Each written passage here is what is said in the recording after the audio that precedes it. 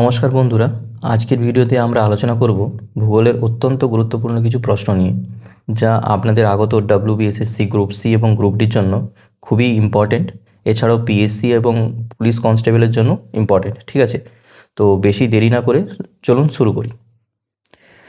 প্রথম প্রশ্ন কি বলছে দেখো, টপোগ্রাফিক মানচিত্র নির্মাতা সার্ভে অফ ইন্ডিয়ার প্রধান অফিস কোথায়?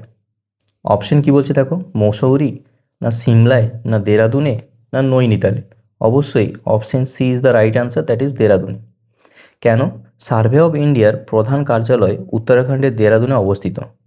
এটি কত সালে স্থাপিত হয়েছিল? এটাও কোশ্চেনে আসতে পারে। 1767 সালে স্থাপিত হয়েছিল কিন্তু। আর ভারতের সমস্ত টোপোগ্রাফিক মানচিত্র তৈরির দায়িত্বে রয়েছেন এই সার্ভে অফ ইন্ডিয়ার। ঠিক আছে, এই অফিসটা দেরাদুনে। আর দেরাদুনে হিমাচলের পাদদেশে অবস্থিত হওয়ার জন্য ভৌগোলিক জরিপের জন্য আদর্শ স্থান। বোঝা গেছে, সেই জন্য এটা দেরাদুনে তৈরি হয়েছে। নেক্সট প্রশ্ন দেখো, পৃথিবীর মানচিত্রে সমান বিনতিকোণ বিশিষ্ট স্থানগুলিকে যোগ করে যদি রেখা টানা হয়, তাহলে সেই রেখাগুলোকে কি বলা হবে? সেই রেখাগুলোকে বলা হবে, আমরা জানি, সমোন্নতি রেখা। কি বলা হবে? সমোন্নতি রেখা। সমোন্নতি রেখা বা আইসোলাইন বলছে, কি বলছে দেখো, আইসোলেনিক লাইন কি বলছে? এমন একটা রেখা যা পৃথিবীর মানচিত্রে সমান চৌম্বক বিনতি কোণ বিশিষ্ট স্থানগুলোকে যুক্ত করে। ঠিক আছে, চৌম্বক বিনতি কোণ হলো চৌম্বক ক্ষেত্রের দিক এবং ভূপৃষ্ঠের মধ্যবর্তী কোণ। বোঝা গেল? এই রেখাগুলো নেভিগেশন এবং ভূচৌম্বকত্ব অধ্যয়নে গুরুত্বপূর্ণ ভূমিকা পালন করেছে। ঠিক আছে, তাহলে একে কি বলা হয়? সমোন্নতি রেখা বলা হয়। বোঝা গেল? ওকে, খুবই ইম্পর্টেন্ট কোয়েশ্চেন এটা কিন্তু। নেক্সট কোশ্চেন দেখো, নেক্সট কোশ্চেন বলছে দেখো, global positioning system that is GPS দিয়ে কি পরিমাপ করা হয়? অবশ্যই আমরা জানি অক্ষাংশ দ্রাঘিমাংশ রেখা পরিমাপ করা হয়। তাহলে জিপিএস বা গ্লোবাল পজিশনিং সিস্টেম স্যাটেলাইট প্রযুক্তি ব্যবহার করে পৃথিবীর যে কোনো স্থানে সঠিক অক্ষাংশ এবং দ্রাঘিমা নির্ণয় করা যায়।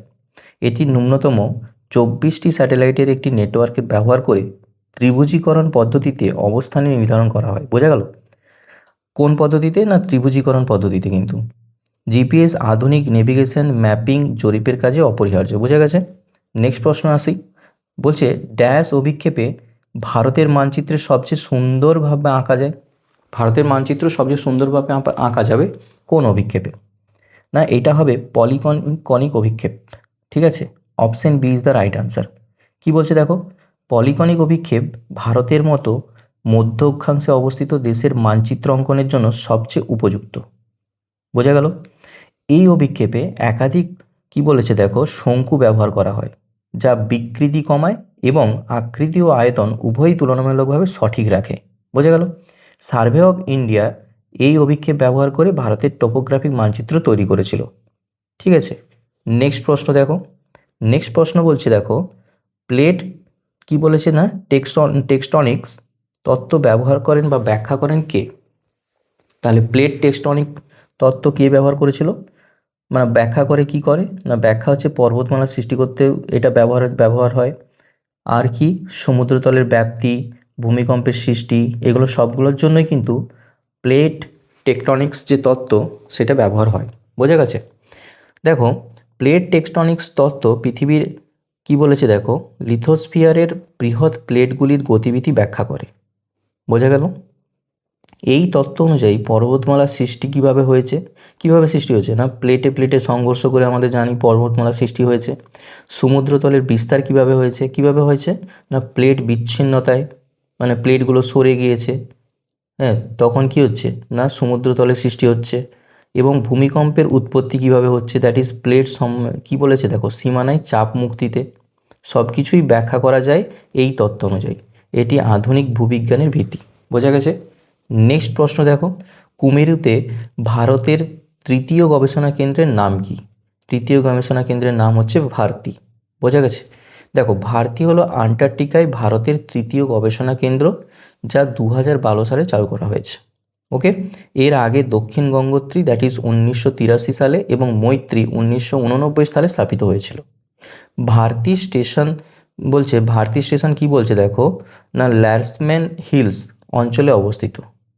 ঠিক আছে, ল্যারসেম্যান হিলস অঞ্চলে অবস্থিত কিন্তু ভারতী স্টেশনটা, এবং সারা বছর বৈজ্ঞানিক গবেষণা পরিচালনা করে এখান থেকে। ঠিক আছে, এটি জলবায়ু পরিবর্তন, হিমাবহ অধ্যয়ন এবং মহাজাগতিক গবেষণায় গুরুত্বপূর্ণ ভূমিকা পালন করে। বোঝা গেল? নেক্সট প্রশ্নে আসা যাক। নেক্সট প্রশ্ন কি বলছে দেখো, কি বলছে নেক্সট প্রশ্ন, লখনৌ কোন নদীর উপকূলে অবস্থিত? সবাই জানো, option number C, that is Gomti নদীর উপকূলে অবস্থিত। লখনৌ শহর গোমতী নদীর তীরে অবস্থিত। গোমতী নদী উত্তরপ্রদেশের কোথা থেকে উৎপন্ন হয়েছে? না, পিলিভিত জেলার, ঠিক আছে, মাধোটান্ডা থেকে উৎপন্ন হয়েছে। ঠিক আছে, তাহলে পিলিভিত জেলার যে মাধোটান্ডা আছে সেখান থেকে উৎপন্ন হয়েছে গোমতী নদী, প্রায় 900 কিলোমিটার প্রবাহিত হয়ে গঙ্গায় মিলিত হয়েছে। বোঝা গেল? এই নদী কি করছে দেখো, লখনৌ শহরের ঐতিহাসিক এবং সাংস্কৃতিক বিকাশে গুরুত্বপূর্ণ ভূমিকা পালন করছে। বোঝা গেল? আচ্ছা, নবাবী আমলে কিন্তু এই নদীর তীরে অনেক স্থাপত্য কি করছে, নিদর্শন গড়ে উঠেছিল। বোঝা গেছে? নেক্সট দেখো, ভূমিকম্পের পরিমাণ পরিমাপ করা হয় কি থেকে? রিক্টার স্কেল থেকে, সবাই জানো। ঠিক আছে, কেন দেখো সিসমোগ্রাফ হবে না কেন? সিসমোগ্রাফ কি করে?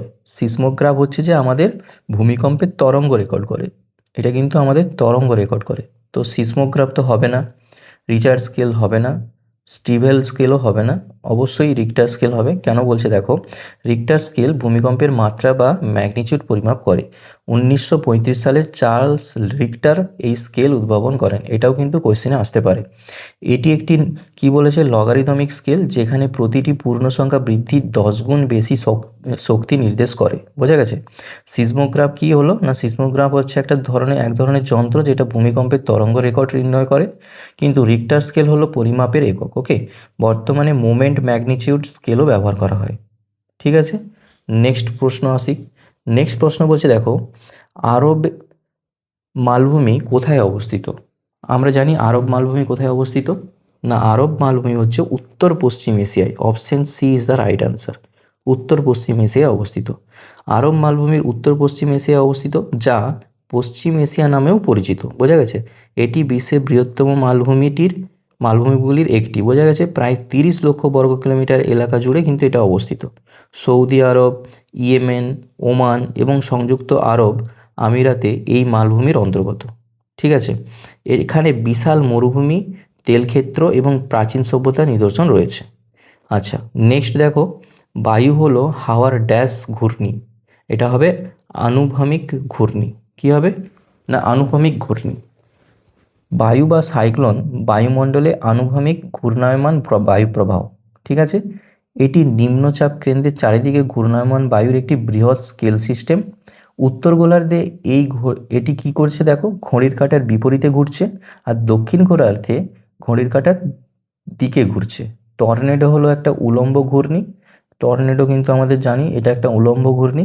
ক্রান্তীয় ঘূর্ণিঝড় বা সাইক্লোন উপকূলীয় অঞ্চলে ব্যাপক ক্ষয়ক্ষতি করতে পারে।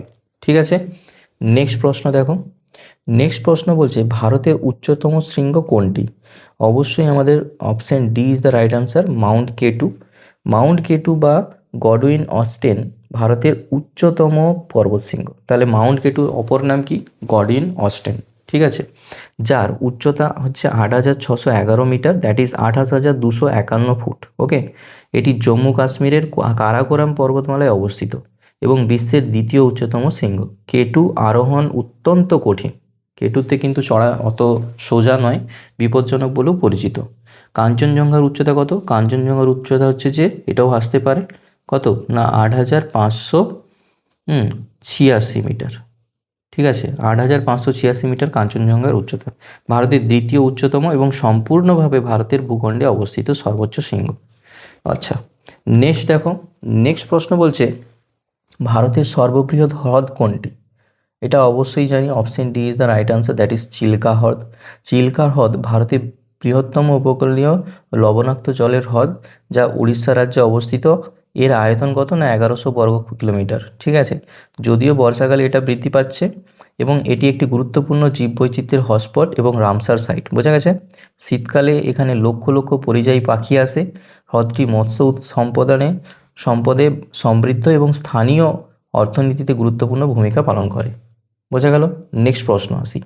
নেক্সট প্রশ্ন কি বলছে দেখো, সোন নদের যে উৎস সেটা কোথা থেকে হয়েছে? সোন নদের উৎস, সোন নদের উৎস হচ্ছে অমরকন্টক থেকে হয়েছে। Option B is the right answer. Son নদ মধ্যপ্রদেশের অমরকন্টক পাহাড় থেকে উৎপন্ন হয়েছে। এটি গঙ্গার একটি প্রধান উপনদী। বোঝা গেল? প্রায় 780 কিলোমিটার দীর্ঘ কিন্তু এটা। সোন নদ মধ্যপ্রদেশ, উত্তরপ্রদেশ, ঝাড়খণ্ড এবং বিহারের মধ্য দিয়ে প্রভাবিত হয়ে পাটনার কাছে গঙ্গায় মিলিত হয়েছে। অমরকন্টক থেকে নর্মদা নদীও উৎপন্ন হয়েছে, ঠিক আছে, যা এই স্থানকে একটি গুরুত্বপূর্ণ কি বলেছে দেখো, জল বিভাজিকা গড়ে তুলেছে। নেক্সট প্রশ্নে আসা যাক। নেক্সট প্রশ্ন বলছে, ড্যাশ নদীর উপর ফারাক্কা প্রকল্প গঠিত হয়েছে? কোন নদীর উপর? গঙ্গা ও ভাগীরথী নদীর উপর কিন্তু ফারাক্কা প্রকল্প গঠিত হয়েছে। দেখো, ফারাক্কা বাঁধ পশ্চিমবঙ্গের মুর্শিদাবাদ জেলায় গঙ্গা নদীর উপর নির্মিত হয়েছে। বোঝা গেছে? এই প্রকল্পের মূল উদ্দেশ্য হলো গঙ্গার জল ভাগীরথী ও হুগলি নদীতে প্রভাবিত করে কলকাতা বন্দরের নাব্যতা বৃদ্ধি করা। ঠিক আছে, 1975 সালে এটা চালু করা হয়েছে। ফারাক্কা ফিডার ক্যানেল গঙ্গার জল ভাগীরথীতে নিয়ে যায়। এই প্রকল্প ভারত বাংলাদেশ জল বন্টন চুক্তির একটি গুরুত্বপূর্ণ অংশ। বোঝা গেল? নেক্সট দেখো, নেক্সট প্রশ্ন বলছে, ভারতবর্ষে সর্বপ্রথম কোন শহরে জলের তলায় ট্রেন বা মেট্রো রেল হবে? কোন শহরে বা হয়েছে? কোন শহরে? না, এটা হয়েছে কলকাতা শহরে। সবাই জানো এটা কলকাতা শহরে হয়েছে। কিন্তু মেট্রো রেল তৈরি হয়েছে। হাওড়া কলকাতা মেট্রো লাইনের একটি অংশ হুগলি নদীর তলদেশ দিয়ে যায়। এই টানেলটি প্রায় 520 মিটার দীর্ঘ। নদীর তলদেশ থেকে 13 থেকে 16 মিটার নিচে কিন্তু এটা অবস্থিত। এটি ভারতীয় প্রকৌশলের একটি উল্লেখযোগ্য কীর্তি এবং 2023 সালে এটা চালু করা হয়েছে। আচ্ছা, নেক্সট কোশ্চিন দেখো। নেক্সট কোশ্চিন বলছে, পৃথিবীর সর্ববৃহৎ ম্যানগ্রোভ জঙ্গল কোনটি? কোনটা? না, আমরা জানি এটা সুন্দরবন অ্যান্সার হয়ে যাবে। সর্ববৃহৎ সুন্দরবন পৃথিবীর বৃহত্তম ম্যানগ্রোভ বনভূমি, যা ভারত এবং বাংলাদেশ জুড়ে প্রায় 10,000 বর্গ কিলোমিটার এলাকায় কিন্তু বিস্তৃত হয়েছে। ঠিক আছে, এটি ইউনেস্কো বিশ্ব ঐতিহ্য স্থান, রয়্যাল বেঙ্গল টাইগারের কি বলেছে আবাসস্থল। ঠিক আছে, সুন্দরবনে প্রায় 350 প্রজাতির উদ্ভিদ রয়েছে, আর 120 প্রজাতির মাছ রয়েছে, 270 প্রজাতির পাখি রয়েছে, আর 42 প্রজাতির কী আছে না স্তন্যপায়ী প্রাণীও পাওয়া যায় এখান থেকে। এটি জলবায়ু পরিবর্তনের বিরুদ্ধে প্রাকৃতিক বাধা হিসেবে কাজ করে। ওকে, নেক্সট প্রশ্নে আসা যাক। নেক্সট প্রশ্ন দেখো কি বলছে, বর্তমানে আমাদের সৌরজগতে দ্যাট ইজ সোলার সিস্টেম শীতলতম যে গ্রহ বা কোল্ডেস্ট প্ল্যানেট কোনটা? না, আমরা জানি এটা option C is the right answer, that is Neptune. আপনাদের অ্যান্সার হয়ে যাবে।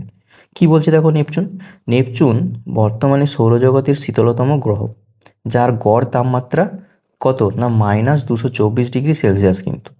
ওকে, 2006 সালে প্লুটোকে বামন গ্রহ হিসেবে শ্রেণীবদ্ধ করার পরে নেপচুন সৌরজগতের অষ্টম এবং সবচেয়ে দূরবর্তী গ্রহ। সূর্য থেকে এর দূরত্ব প্রায় 4.5 বিলিয়ন কিলোমিটার। নেপচুনে প্রচণ্ড ঝড় এবং দ্রুততম বায়ুপ্রবাহ দ্যাট ইজ 2100 কিলোমিটার পার ঘন্টা দেখা যায় কিন্তু। ঠিক আছে, নেক্সট দেখো। নেক্সট প্রশ্ন বলছে, বাংলার প্রথম মুদ্রণখানা দ্যাট ইজ প্রিন্টিং প্রেস কোথায় স্থাপিত হয়েছিল? এটা হুগলিতে স্থাপিত হয়েছিল কিন্তু। ঠিক আছে, বাংলার প্রথম মুদ্রণ যন্ত্র 1778 সালে হুগলিতে স্থাপিত হয়েছিল। পর্তুগিজ যে মিশনারিরা শ্রীরামপুরে কিন্তু এটা স্থাপিত করেছিল। তখনকার দিনে এই শ্রীরামপুরের নাম কি ছিল? ডেনিস উপনিবেশ ছিল। ঠিক আছে, প্রথম মুদ্রণ যন্ত্র স্থাপিত করেছিল। এবার কি বলছে দেখো, উইলিয়াম কেরি এবং তার সহযোগীরা 1800 সালে শ্রীরামপুর মিশন প্রেস প্রতিষ্ঠা করেন, যেখান থেকে বাংলা ভাষার প্রথম বই মুদ্রিত হয়। এই মুদ্রণ যন্ত্র বাংলা সাহিত্য এবং সংস্কৃতির বিকাশে যুগান্তরকারী ভূমিকা পালন করে। বোঝা গেল? ওকে, নেক্সট প্রশ্ন আসা যাক। নেক্সট প্রশ্ন কি বলছে দেখো, একটি জাহাজ যখন আন্তর্জাতিক তারিখরেখা দ্যাট ইজ ইন্টারন্যাশনাল ডেডলাইনকে পশ্চিম থেকে পূর্ব দিকে অতিক্রম করে, তখন সে একদিন পিছিয়ে যায়। তখন সে কি করে না একদিন পিছিয়ে যায়। আর যদি এটা পূর্ব থেকে পশ্চিমে অতিক্রম করে তখন সে একদিন এগিয়ে যায়। ঠিক আছে, দেখো কি বলছে, আন্তর্জাতিক তারিখ রেখা প্রশান্ত মহাসাগরের মধ্য দিয়ে 180 ডিগ্রি দ্রাঘিমা বরাবর কল্পিত একটি রেখা। যখন কেউ পশ্চিম থেকে পূর্ব দিকে এই রেখা অতিক্রম করে তখন একদিন পিছিয়ে যায়, যেমন রবিবার থেকে শনিবার হয়ে যায়। বিপরীতভাবে পূর্ব থেকে পশ্চিম দিকে যদি অতিক্রম করে তাহলে একদিন কিন্তু এগিয়ে যায়। এটি পৃথিবীর ঘূর্ণন এবং সময় অঞ্চলের সাথে সামঞ্জস্য রাখার জন্যই কিন্তু করা হয়েছে। বুঝতে পেরেছ? ওকে, নেক্সট প্রশ্ন দেখো, ভারতের স্থায়ী গবেষণা কেন্দ্র that is permanent research station দক্ষিণ গঙ্গোত্রী কোথায় অবস্থিত? এটা অবস্থিত কিন্তু আন্টার্কটিকাতে। ঠিক আছে, দেখো দক্ষিণ গঙ্গোত্রী ভারতের প্রথম স্থায়ী গবেষণা কেন্দ্র 1983 সালে, একটু আগেও পড়েছিলাম, আন্টার্কটিকায় স্থাপিত হয়েছে। এটি কি বলেছে দেখো, প্রিন্সেস অ্যাস্ট্রিড কোস্টে অবস্থিত ছিল। 1989 সালে বরফের চাপে কি হয়েছে না পরিত্যক্ত হয় আর মৈত্রী স্টেশন নির্মিত হয়। ঠিক আছে, দক্ষিণ গঙ্গোত্রী ভারতের মেরু গবেষণা কর্মসূচির সূচনা করে এবং কি বলছে দেখো, জলবায়ু, হিমবাহ, ভূতত্ত্ব অধ্যয়নে গুরুত্বপূর্ণ ভূমিকা বা অবদান রেখেছে। বোঝা গেল? নেক্সট প্রশ্ন দেখো, ভারতের সর্বপ্রাচীন পর্বতমালা কোনটি? আরাবলী পর্বত সর্বপ্রাচীন পর্বতমালা। আরাবলী পর্বতমালা ভারতের প্রাচীনতম ভঙ্গিল পর্বতমালা, যার বয়স প্রায় 350 কোটি বছর। এটি রাজস্থান, হরিয়ানা, গুজরাটের রাজ্য জুড়ে প্রায় 800 কিলোমিটার বিস্তৃত। ঠিক আছে, আরাবলীর সর্বোচ্চ শৃঙ্গ গুরু শিখর দ্যাট ইজ 1722 মিটার। বোঝা গেল? তাহলে আরাবলীর সর্বোচ্চ শৃঙ্গ কে না গুরু শিখর। রাজস্থানের কোথা দিয়ে না কোন জেলায় অবস্থিত না সিরোহি জেলায় অবস্থিত কিন্তু এটা। এই পর্বতমালা থর মরুভূমির বিস্তারের রোধে গুরুত্বপূর্ণ ভূমিকা পালন করে এবং জলবায়ু নিয়ন্ত্রণে সহায়তা করে। ঠিক আছে, নেক্সট দেখো, ভারতের একমাত্র রাজ্য যারা কেশর তৈরি করে সেটা কোন রাজ্য? জম্মু ও কাশ্মীর রাজ্য। এখান থেকে কিন্তু ভারতের একমাত্র রাজ্য যেখানে কেশর বা জাফরান চাষ হয়। কি বলেছে দেখো, পাম্পোর অঞ্চল বিশেষত কেশর উৎপাদনের জন্য বিখ্যাত। কোন অঞ্চল না পাম্পোর অঞ্চল, মনে রাখবে, যা ভারতের কেশর বাটি নামেও পরিচিত। কী নামে পরিচিত? পাম্পোর অঞ্চলকে কী নামে পরিচিত না কেশর বাটি। কাশ্মীরি কেশর তার উচ্চ মান এবং সুগন্ধের জন্য বিশ্বব্যাপী স্বীকৃত। এটি বিশ্বের সবচেয়ে দামি মশলা এবং কি বলেছে দেখো, 1 কিলোগ্রাম কেশরের জন্য প্রায় 1.5 লক্ষ ফুল প্রয়োজন। ঠিক আছে, কাশ্মীরি কেশর ভৌগোলিক নির্দেশক দ্যাট ইজ জিআই ট্যাগ প্রাপ্ত। ঠিক আছে, ওকে, নেক্সট দেখো, নেক্সট বলছে গরম পানি, কি বলছে দেখো, স্যাংচুয়ারি। তাহলে গরম পানি স্যাংচুয়ারি কোথায় অবস্থিত না এটা হচ্ছে আসামের দিপু জেলায় অবস্থিত। ঠিক আছে, কি বলছে দেখো, আসামের দিপু জেলায় কিন্তু এটা অবস্থিত আছে। এটা প্রায় 6.05 কিলোমিটার এলাকা জুড়ে কিন্তু এটা অবস্থিত। আর এটা কত সালে প্রতিষ্ঠিত হয়েছিল? 1952 সালে প্রতিষ্ঠিত হয়েছিল। আর গরম পানির নামটা এসেছে কোথা থেকে দেখো, এখানকার উষ্ণ প্রস্রবণ থেকে এসেছে। আর এটা জীববৈচিত্র্যের সংরক্ষণে গুরুত্বপূর্ণ কিন্তু ভূমিকা পালন করে। ঠিক আছে, নেক্সট প্রশ্ন দেখো, টেক্সটাইলের পরে ভারতের দ্বিতীয় সবচেয়ে গুরুত্বপূর্ণ কৃষিভিত্তিক শিল্প কোনটা বলো তো? না এটা হয়ে যাবে অপশন ডি, দ্যাট ইজ চিনি শিল্প। চিনি শিল্প ভারতের দ্বিতীয় বৃহত্তম কি বলেছে দেখো না কৃষিভিত্তিক শিল্প, যা টেক্সটাইল শিল্পের পরেই আসছে কিন্তু। আর ভারতের বিশ্বের দ্বিতীয় বৃহত্তম চিনি উৎপাদক দেশ কোনটা না ব্রাজিলের পরে ভারত হচ্ছে দ্বিতীয় বৃহত্তম কিন্তু চিনি উৎপাদক দেশ। ব্রাজিল কিন্তু চিনি উৎপাদক দেশে প্রথম। ঠিক আছে, উত্তরপ্রদেশ, মহারাষ্ট্র এবং কর্ণাটক প্রধান চিনি উৎপাদনকারী রাজ্য। বোঝা গেল? এটি প্রায় 5 কোটি কৃষক এবং তাদের পরিবারের জীবিকা নির্বাহের জন্য উৎস। আর চিনি শিল্প কি বলছে দেখো, ইথানল উৎপাদনও গুরুত্বপূর্ণ কিন্তু ভূমিকা পালন করেছে।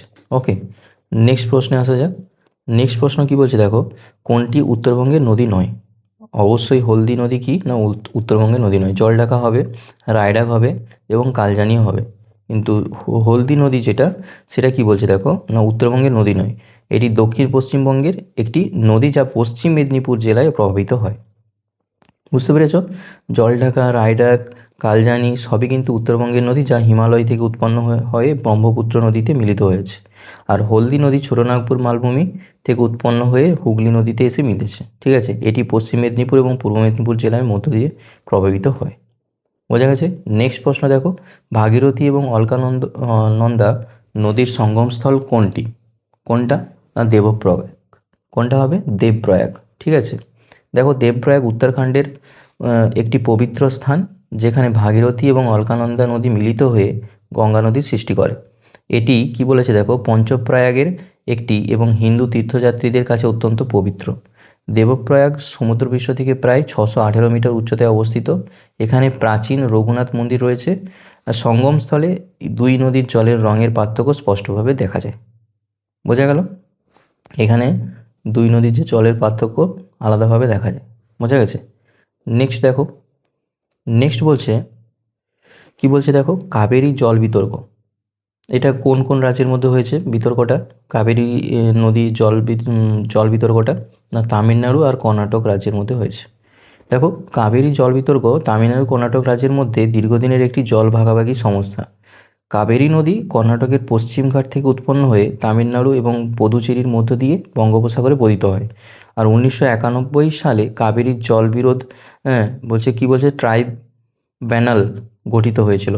আর 2007 সালে রায় দেয়। বোঝা গেছে। আর 2018 সালে সুপ্রিম কোর্ট চূড়ান্ত রায় দেয়, যেখানে তামিলনাড়ুকে 404.25 টিএমসি আর কর্ণাটককে 284.75 টিএমসি জল বরাদ্দ করা হয়েছে। বোঝা গেছে। নেক্সট প্রশ্ন দেখো, ভাষার ভিত্তিতে ভারতের সর্বপ্রথম কোন রাজ্য পুনর্গঠন হয়েছিল? ভাষার ভিত্তিতে কোন রাজ্য? না অন্ধ্রপ্রদেশ পুনর্গঠিত হয়েছে। অন্ধ্রপ্রদেশ 1953 সালে 1 অক্টোবর ভাষার ভিত্তিতে গঠিত ভারতের প্রথম রাজ্য। মাদ্রাজ প্রেসিডেন্সি থেকে তেলেগু ভাষাভাষী অঞ্চল নিয়ে এটি কিন্তু গঠিত হয়েছে। এবার কি বলেছে দেখো, না পট্টি শ্রীরামুল্লুর 56 দিনের অনশন এবং মৃত্যু এই রাজ্য গঠনে গুরুত্বপূর্ণ ভূমিকা পালন করেছিল। এরপর 1956 সালে রাজ্য পুনর্গঠন আইন পাস হয় এবং ভাষার ভিত্তিতে অন্যান্য রাজ্য গঠিত হয়। 2014 সালে অন্ধ্রপ্রদেশ থেকে তেলেঙ্গানা আলাদা হয়। ঠিক আছে, নেক্সট প্রশ্ন দেখো। নেক্সট প্রশ্ন বলছে, মধ্যপ্রদেশের অমরকন্টক থেকে কোন নদী উৎপত্তি হয়েছে? সবাই জানো নর্মদা নদী উৎপত্তি হয়েছে। দেখো, নর্মদা নদী কিন্তু মধ্যপ্রদেশের অমরকন্টক পাহাড় থেকে উৎপন্ন হয়েছে।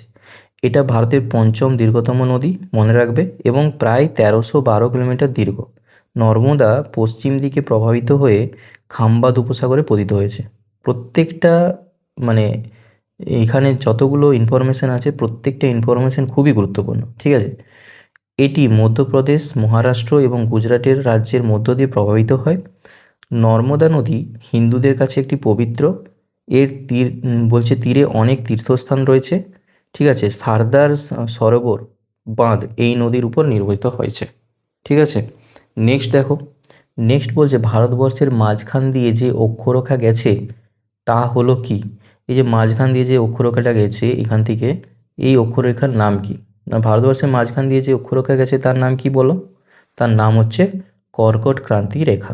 ঠিক আছে, কি বলছে দেখো, কর্কট ক্রান্তি রেখা 23.5 ডিগ্রি উত্তর অক্ষাংশ ভারতের মধ্য দিয়ে প্রবাহিত হয়েছে। এটি কোন কোন রাজ্য দিয়ে? এটা খুব ইম্পর্ট্যান্ট। গুজরাট, রাজস্থান, মধ্যপ্রদেশ, ছত্তিশগড়, ঝাড়খণ্ড, পশ্চিমবঙ্গ, ত্রিপুরা, ঠিক আছে, এবং মিজোরাম, মোট 8টি রাজ্যের মধ্য দিয়ে কিন্তু এটা গেছে।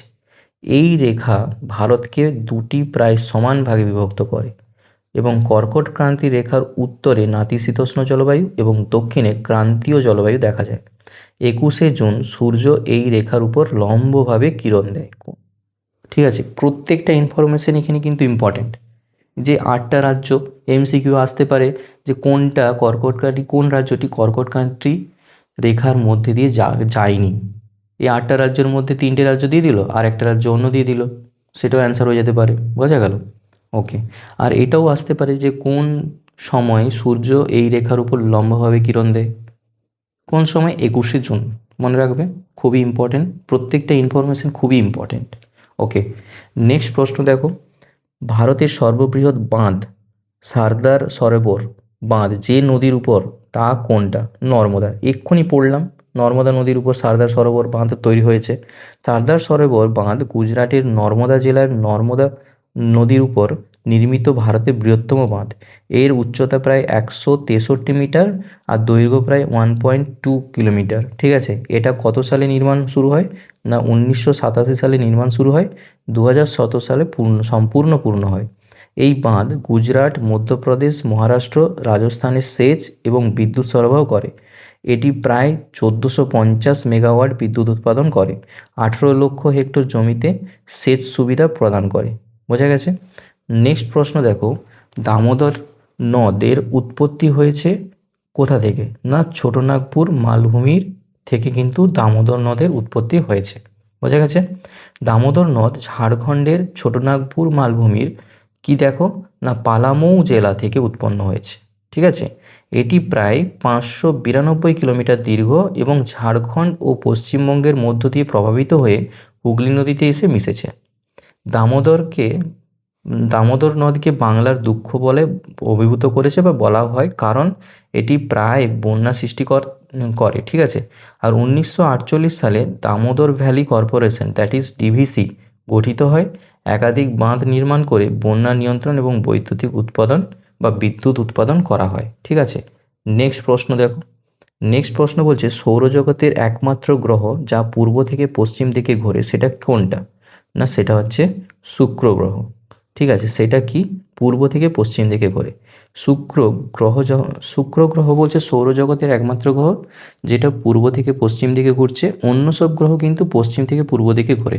শুক্রের একটি দিন দ্যাট ইজ 234 পৃথিবীর দিন।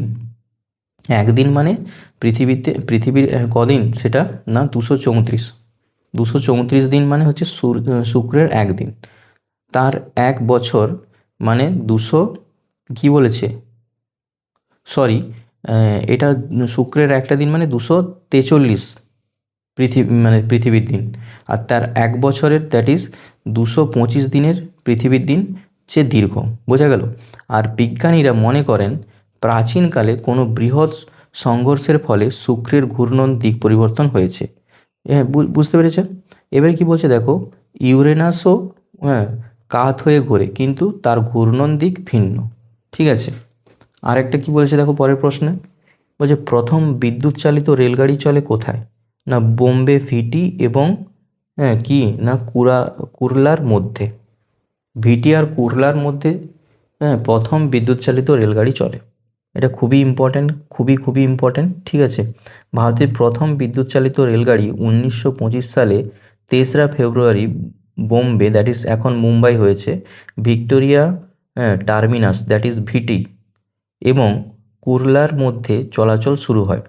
এটি ছিল 1500 ভোল্ট ডিসি সিস্টেম। ওকে, এই কি বলেছে দেখো, বৈদ্যুতিকরণ প্রকল্প গ্রেট ইন্ডিয়ান পেনিনসুলার কি বলছে না পেনিনসুলার রেলওয়ে জিআইপিআর দ্বারা পরিচালিত হয়েছিল।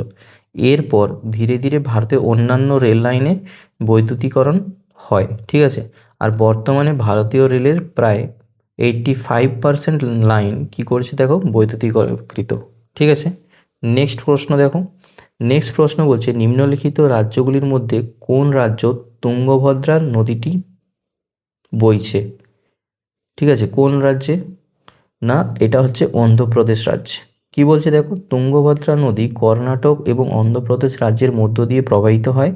এটি তুঙ্গা এবং ভদ্রা নদীর সংযোগে সৃষ্ট এবং কৃষ্ণা নদীর একটি প্রধান উপনদী। ঠিক আছে, আর তুঙ্গভদ্রা নদী প্রায় 531 কিলোমিটার দীর্ঘ।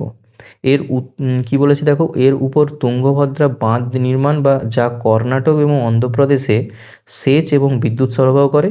হাম্পি যা একটি ইউনেস্কো বিশ্ব ঐতিহ্য স্থান এই নদীর তীরে কিন্তু অবস্থিত। খুবই ইম্পর্টেন্ট হাম্পি। ওকে, নেক্সট দেখো, কোন রাজ্যে কি বলেছে দেখো উদন্তি অভয়ারণ্যটি রয়েছে? এটা পিএসসিতে পড়েছে কিন্তু। উড়িষ্যা রাজ্যে কিন্তু উদন্তি অভয়ারণ্য রয়েছে।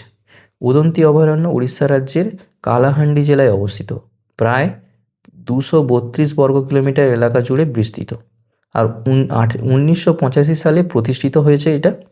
এই অভয়ারণ্যে কি করেছে দেখো বাঘ, চিতাবাঘ, হাতি, তারপরে সম্বর হরিণ এবং বিভিন্ন প্রজাতির পাখির অবস্থানস্থল, ঠিক আছে।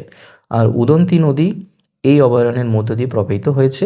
এটি জীববৈচিত্র্য সংরক্ষণ এবং কি বলেছে দেখো, ইকো ট্যুরিজমের জন্য গুরুত্বপূর্ণ। নেক্সট দেখো, নেক্সট প্রশ্ন বলছে উলার হ্রদ কোন রাজ্যে অবস্থিত? জম্মু আর কাশ্মীর রাজ্যে কিন্তু উলার হ্রদটি অবস্থিত, ঠিক আছে। উলার হ্রদ জম্মু কাশ্মীরে কি বলেছে দেখো, বান্দিপোরা জেলায় অবস্থিত। এটি ভারতের বৃহত্তম মিঠা জলের হ্রদ এবং প্রায় 260 বর্গ কিলোমিটার এলাকা জুড়ে বিস্তৃত। উলার হ্রদ পরিযায়ী পাখিদের জন্য একটি গুরুত্বপূর্ণ আবাসস্থল, রামসার সাইটও বটে। এটি জলজ উদ্ভিদ মাছের সমৃদ্ধ উৎস। হ্রদটি ঝিলাম নদীর জলাধার হিসেবে কাজ করে, বন্যা নিয়ন্ত্রণে কিন্তু এটা সহায়তা করে।